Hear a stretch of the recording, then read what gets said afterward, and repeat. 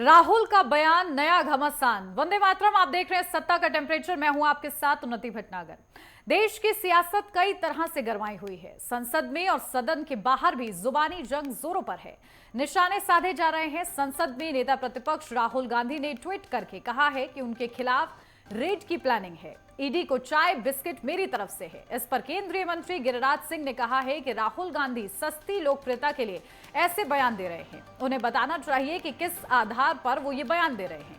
हर तरफ से खूब तीर चल रहे हैं। इसी घमासान में 3 राज्यों के चुनाव की भी तैयारी चल रही है। आज खास इसी पर चर्चा करेंगे कि आने वाले राज्यों के चुनाव और इसी के साथ ये सियासी बयानबाजियां आखिर राजनीतिक दलों को क्या नया मोड़ दिखाएंगी और साथ ही साथ देश की जनता जो है इन बयानबाजियों से विचलित होगी या उनका माइंड सेट जो है वो क्लियर होगा। आज इसी पर चर्चा करेंगे। आपसे कुछ ही देर में खास मेहमान हमारे साथ जुड़ेंगे जिनसे जानने का प्रयास करेंगे कि आखिर इन सियासी बयानबाजियों का आखिर परिणाम क्या होगा, क्योंकि मुद्दे बहुत ज्यादा गंभीर हैं। ऐसा नहीं है विपक्ष के पास मुद्दे नहीं है, मुद्दे बहुत हैं। और इस बीच जो ये सियासी और जुबानी जंग छिड़ चुकी है, आखिर उसका मकसद क्या है, उसका उद्देश्य क्या है।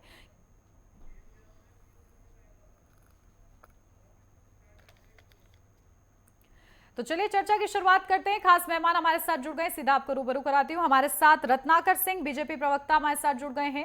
रत्नाकर जी, बहुत स्वागत आपका।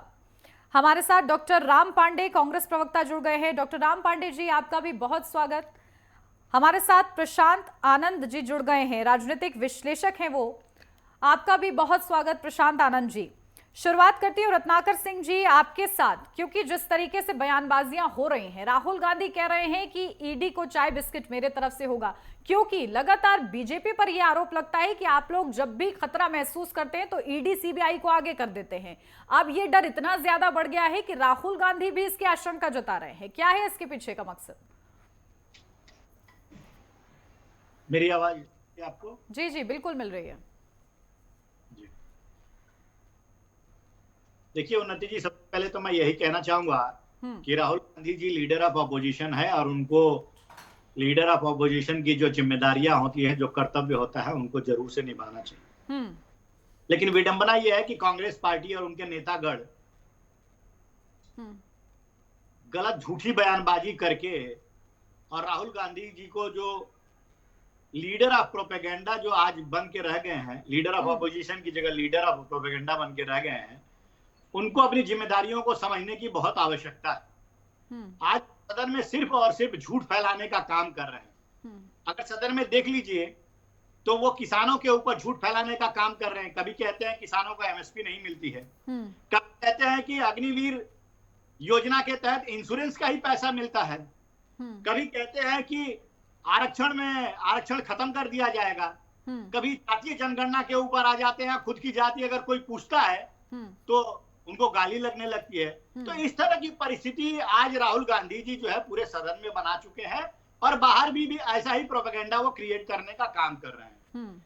आपने देखा, मेरा सिंपल सा एक प्रश्न कांग्रेस के प्रवक्ता से यही है कि अगर इन लोगों ने कोई घोटाला नहीं किया है, कहीं पे भ्रष्टाचार नहीं किया है, तो वो ईडी हो, सीबीआई हो या कोई केंद्रीय एजेंसियां हैं, वो इनको जबरदस्ती जेल में तो डालेंगे नहीं। अगर कोई घोटाला नहीं किया है तो उसका सामना करें। लेकिन विडंबना यही है कि पिछली सरकार में आपने देखा कि 2004 से लेकर 2014 तक जिस तरह से 11.5 लाख करोड़ का घोटाला हुआ था, उसमें इनके तमाम मंत्री जेल भी काट चुके हैं। तो वो कोई राजनीति से प्रेरित तो था नहीं। भारतीय जनता पार्टी ने सिर्फ आरोप तो लगाया नहीं था, वो लोगों ने देखा कि किस तरह से 2G घोटाला, 3G घोटाला, जीजाजी घोटाला, कोल घोटाला, ये तमाम घोटाले हुए हैं जिसमें इनके ही नेता और इनके साथी नेता जो है वो जेल में गए। तो आज अगर प्रधानमंत्री नरेंद्र मोदी जी ये चाहते हैं कि देश भ्रष्टाचार मुक्त हो, अगर जो भ्रष्टाचारी नेता है, जो जनता का पैसा अपने खिस्से में डाल के बैठे हैं, अपने अकाउंट में डाल के बैठे हैं, उनकी जांच हो, तो इसमें बुरा क्या है?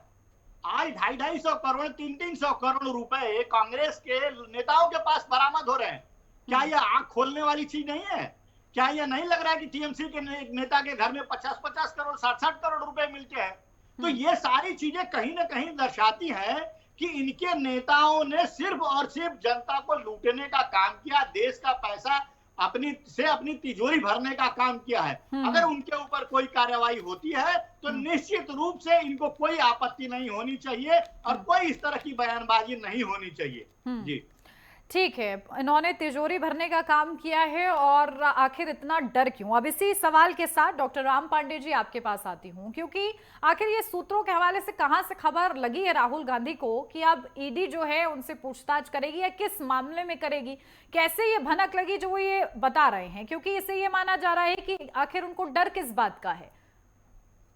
देखिए, ईडी उनसे पहले भी 56 घंटे पूछताछ कर चुकी है और ईडी के अधिकारी उनको स्वयं बता चुके हैं कि हमें भेजा जाता है तो हमें तो आना पड़ता है और वो चाय बिस्किट उनके साथ बैठकर लेते हैं।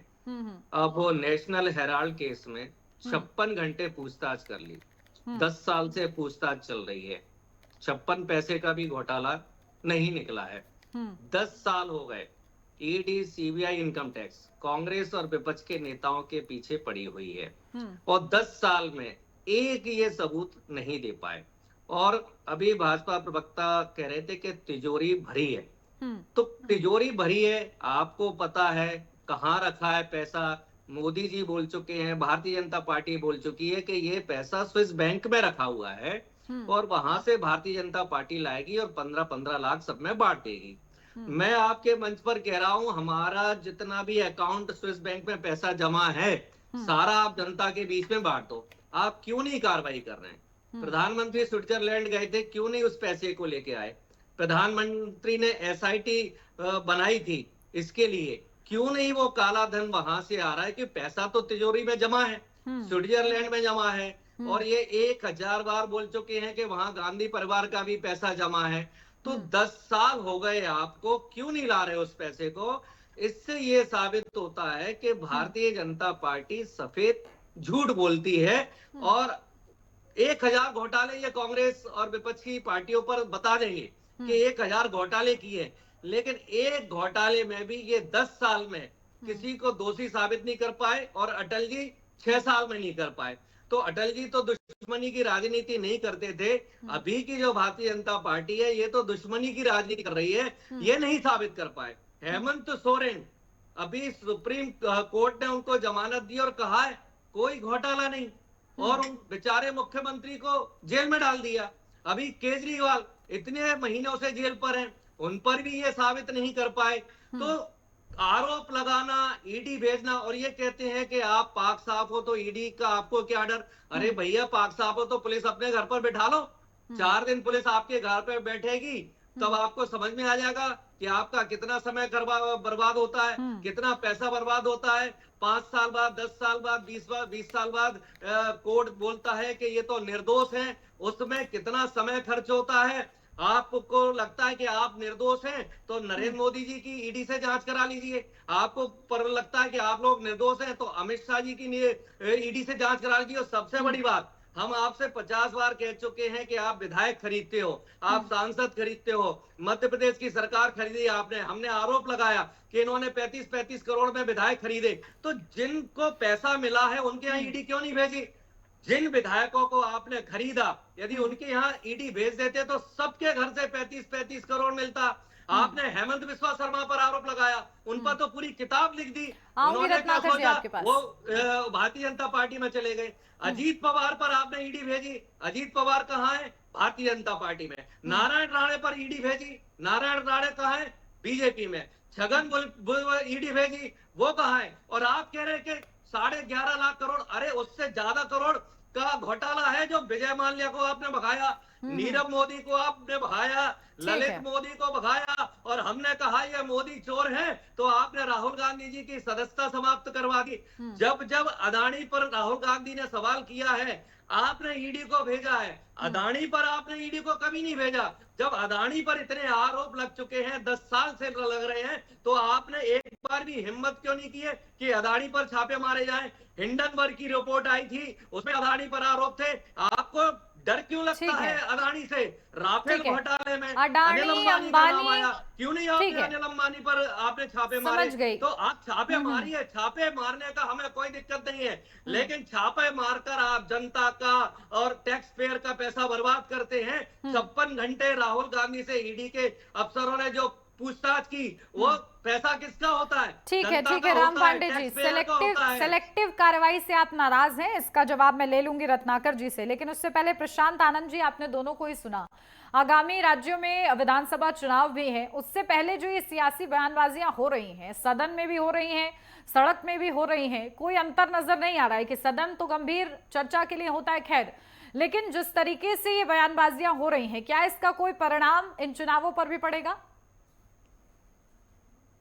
देखिए, राजनीतिक विश्लेषक होने के नाते सबसे पहले तो मैं बताना चाहूंगा कि जो लोकसभा के परिणाम आए, उन परिणामों के बाद तो ये तय था कि संसद में क्या होना है, और संसद में मुझे लगता है कि उस तरह से हो भी रहा है। और जहां तक ईडी, सीबीआई और आईटी का सवाल है, तो मुझे लगता है कि पहले जो शुरुआत में जब ईडी, सीबीआई और आईटी का नाम लिया जाता था, तो लोगों को लगता था कि चलो ये लोग काम कर रहे हैं।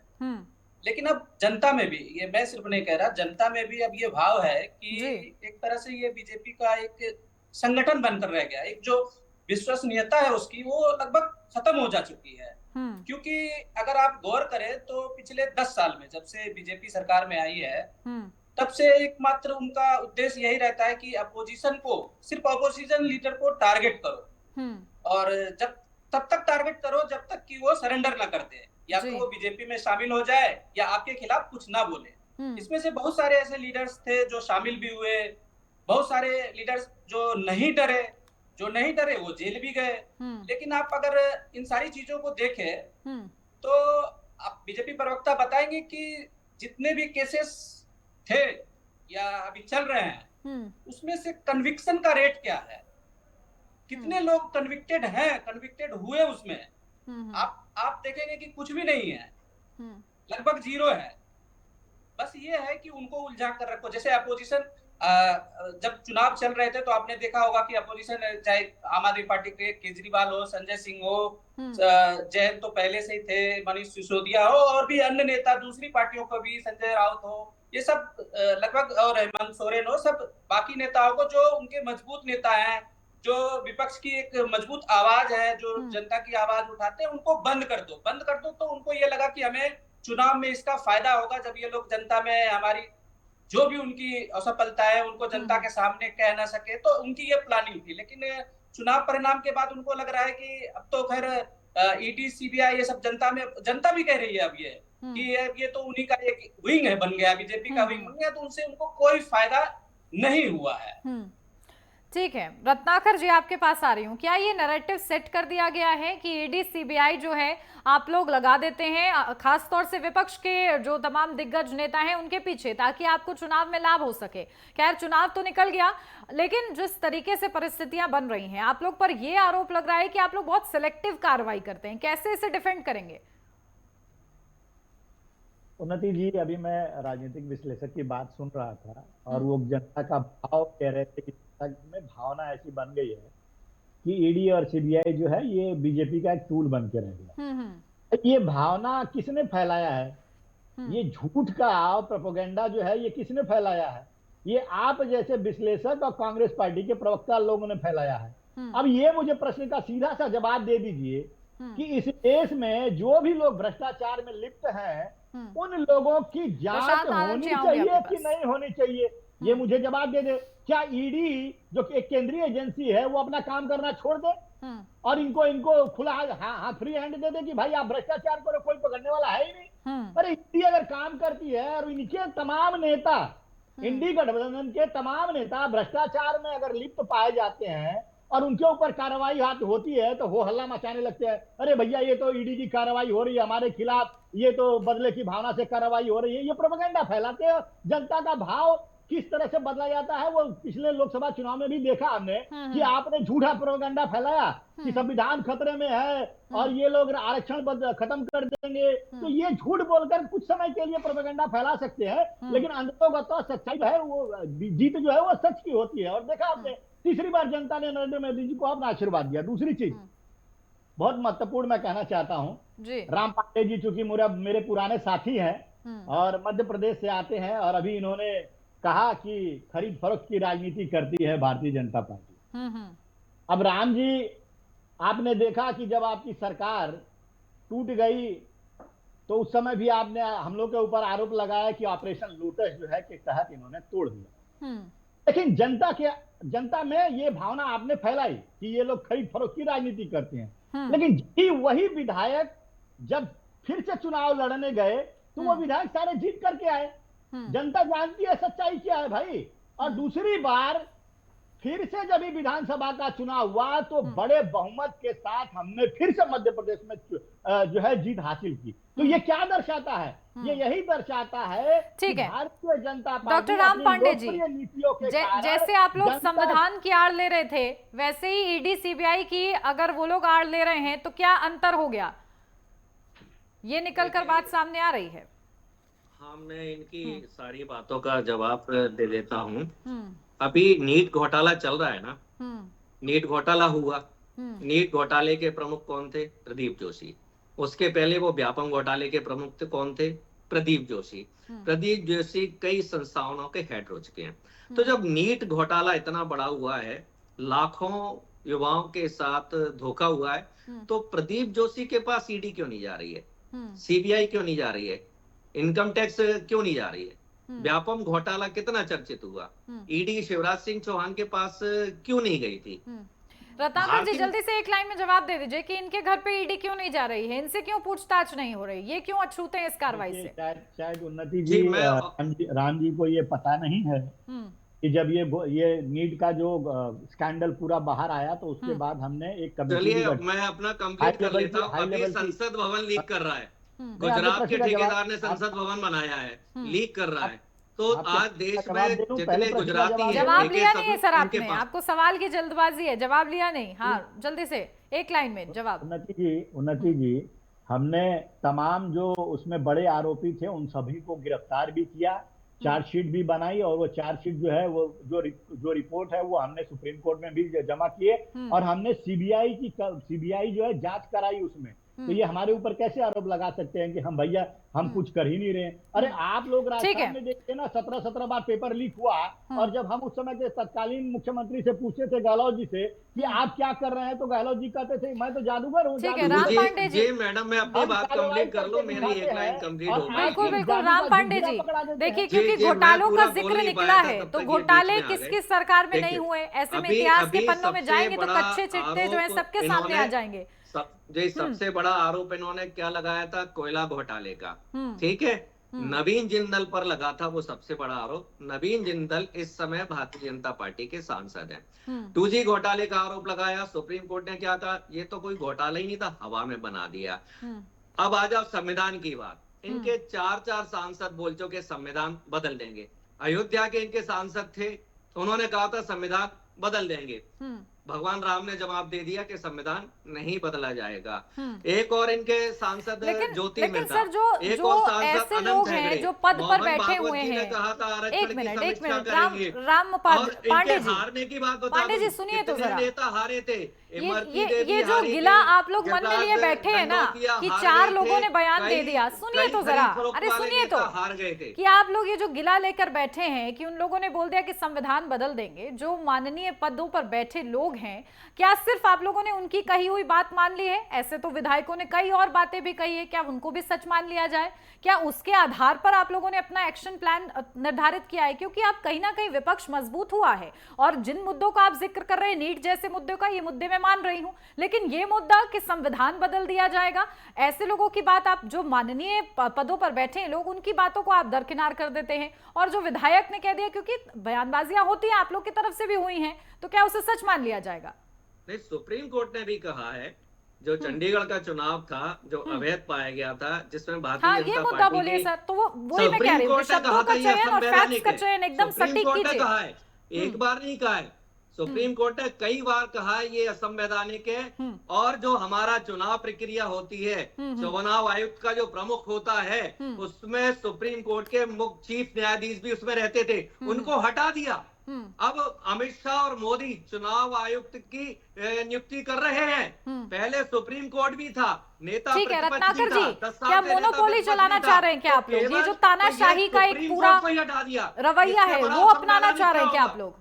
आ रही हूँ चुनाव बस, इसके की बाद सीधा प्रक्रिया प्रशांत से जी आपके सुप्रीम पास कोर्ट आऊंगी। को बाहर कर दिया। ये रत्नाकर जी सबसे एक बड़ा लाइन में फिर सीधा संवैधानिक है। प्रशांत जी के पास जाएं। तो दो तीन पॉइंट उठाए हैं राम जी ने, मैं उनको क्लियरिफाई करना चाहता हूँ। 5 थोड़ा बजे समय दीजिएगा, एक राज्यपाल मुख्यमिंत्री पद की शपथ दिला देखिए देते हैं, तानाशाही, तब सुप्रीम कोर्ट ने कहा यह अरे संवैधानिक अरे है। सुन तो लीजिए, सोचिए बोल 5 लिया बजे आपने, और राम जी 24 आपने घंटे बोल बाद लिया, वो सुनिए तो मुख्यमंत्री हट जरा। जाते हैं। अरे सुनिए भाई सुबह साहब, 5 बजे राज्यपाल बिना किसी से पूछकर महाराष्ट्र में मुख्यमंत्री पद की शपथ दिला देते हैं। तब सुप्रीम कोर्ट दीजिए को रत्नाकर कहना जी पड़ा जवाब कि यह दीजिए, काउंटर संवैधानिक कमेंट है। दीजिए। एक बार नहीं, सुन लीजिए, कांग्रेस के साथ साथ सुन लीजिए, विपक्ष के सुन साथ लीजिए। साथ सुप्रीम कोर्ट हाँ, एक बार नहीं आप सुन 25 लीजिए, बार सुन सुप्रीम लीजिए। कोर्ट ने कहा है कि आपने आरोप यह लगाया सरकार ना, मैं जवाब दे असंवैधानिक रहा हूँ, कार्य आप कर सुन रही है। लीजिए, थोड़ा शांति तो और भारतीय रखिए, जनता पार्टी का शांति नारा ही रखिए, था सुन कि लीजिए, मैं 400 जवाब दे पार रहा हूँ आएंगे तो सब हम संविधान सब बदल जवाब दे देंगे। रहा हूँ, ऐसे और अभी भी चिल्लाने क्या से कर नहीं रहे होता हैं? है। 2011 में जो जनगणना हुई थी, उन्हें मुझे अभी तक बोलने का मौका जनगणना दीजिए क्यों और नहीं इनको करा शांत रहे? राम पांडे जी के पास 2024 नेवर हो एंडिंग चुका स्क्रिप्ट ये है, ना जनगणना चुप करा नहीं रहे हैं, होंगे ना वो जातिगत लगता है। जनगणना करा रहे हैं। राम पांडे जी अब जवाब तो ले जनगणना भी लीजिए। नहीं करा रहे, जातिगत जनगणना ठीक भी है, नहीं करा रहे। ठीक है अरे रत्नाकर जी। सुन लीजिए भाई साहब, दो तीन पॉइंट उठाया आपने। उन्नति जी, आपने अभी कहा ना तानाशाही की बात कह रहे थे आप, और ये आरोप लगा रहे हैं हमारे ऊपर कि हम तानाशाही करें।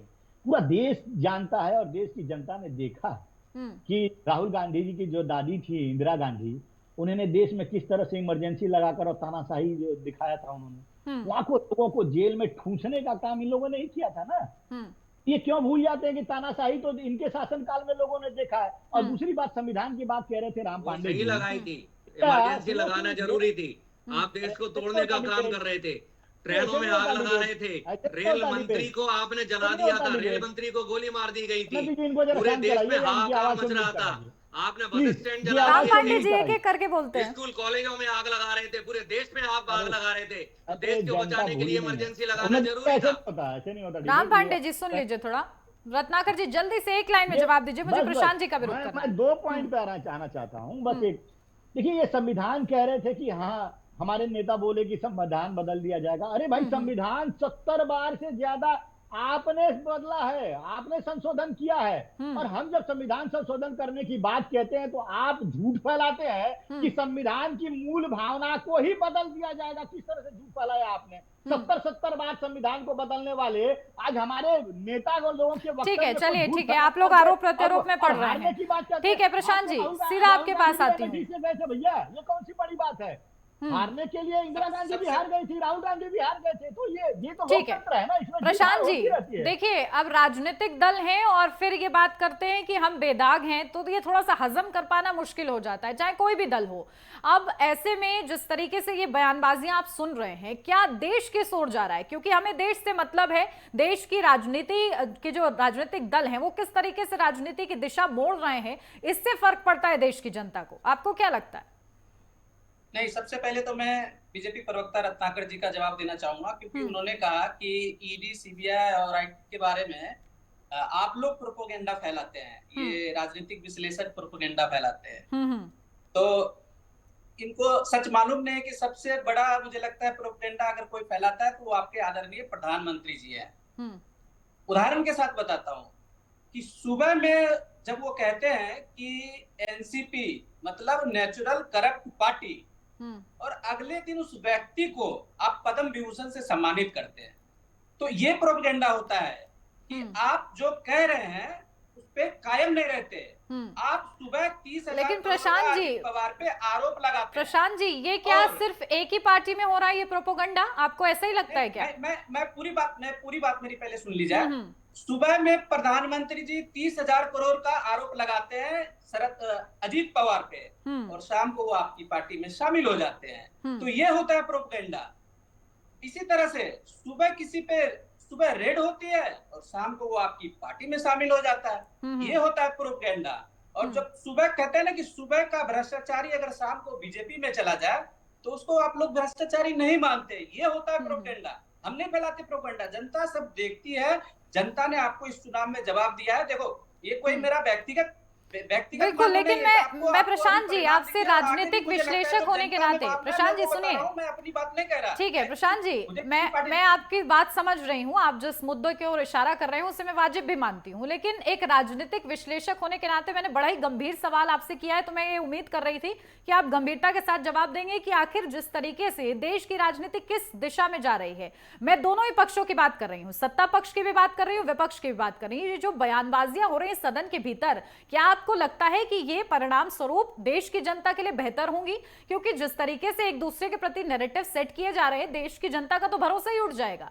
आने वाले समय में जिस तरीके से तानाशाही, मोनोपोली का ये जो आरोप लग रहा है और चीजें भी देखने को मिल रही हैं, क्या लग रहा है आपको? सदन चलाने की जिम्मेवारी सत्ता पक्ष की होती है हम्म। कि सदन सुचारू रूप से कैसे चले। सत्ता को विपक्ष को भी सुनना होता है, लेकिन आपने देखा है कि पिछले 10 साल में तो लोकसभा में तो खैर विपक्ष का नेता भी नहीं था और उनको सुना भी नहीं गया। उन्होंने ना जाने कितने प्रोटेस्ट किए, 200 सांसदों को सस्पेंड कर दिया गया। तो ऐसे क्या सुचारू रूप से चलेगा? ऐसे ऐसे ऐसे सदन चलता है क्या? और बाकी दोनों सदनों की बात कह रहा हूँ, रोज वहाँ के सांसद, अलग अलग पार्टियों के सांसद नोटिस दे रहे हैं। सदन चलाने की जिम्मेदारी रत्नाकर जी आप लोग की है, आप लोग ठीक तरीके से क्यों नहीं बहस करते हैं भाई? क्यों विपक्ष की बातों को अनसुना कर देते हैं? बहस मैं आपको उदाहरण दे रहा हूँ। अब सुन लीजिए, ठीक है प्रशांत जी, ठीक है, लौटती हूँ आपके पास। रत्नाकर जी, कई सारे नोटिस एमपीज ने दिए कई गंभीर मुद्दों पे बहस करने के लिए, लेकिन उनको एक्सेप्ट ही नहीं करते। बोलिए रत्नाकर जी, आप बोलिए। जी, प्रशांत जी से मेरा एक आग्रह है, बतौर विश्लेषक आंकड़े जो यहाँ पे देने का काम करते हैं, बहुत सारे आंकड़े त्रुटिपूर्ण है और उनको जरा करेक्ट करने का काम करिएगा। खुद भी अगर वीडियो अपना देख लीजिएगा और उसको करेक्ट करने का काम करिएगा और सही आंकड़ों के साथ आया करिए डिबेट में। दूसरी चीज ये बोल रहे थे कि सदन चलाने की जिम्मेदारी सिर्फ सत्ता पक्ष की होती है। भाई क्यों भाई, विपक्ष की नहीं होती है? विपक्ष अगर वो हंगामा करेगा और प्रधानमंत्री जो सदन के नेता हैं 2-1.5 घंटा अगर वो अपनी बात जनता को बताना चाहते हैं और सिर्फ हो हल्ला करेंगे, यही जिम्मेदारी है आपकी कि आप हो हल्ला करें और बोलने ना दे सदन के नेता को? बिल्कुल, देखिए कहीं ना कहीं जिम्मेदारी दोनों पक्षों की है, सत्ता पक्ष की भी विपक्ष की भी।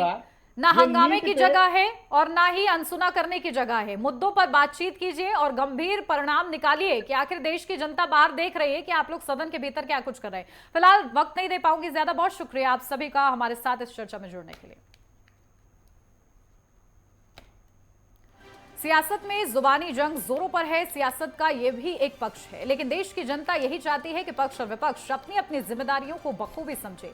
एक दूसरे पर बयानबाजी और वार पलटवार से तत्कालिक लाभ तो साधते हैं, लेकिन बड़े लक्ष्य नहीं सधते। देश के लोग नेता और राजनीतिक दलों से गंभीरता की अपेक्षा करते हैं। ऐसे में राजनीतिक दल कितनी जल्दी इस बात को समझते हैं, ये देखना महत्वपूर्ण रहेगा। इसी के साथ इस चर्चा में बस इतना ही। आप बने रहिए नेटवर्क 10 के साथ। जय हिंद।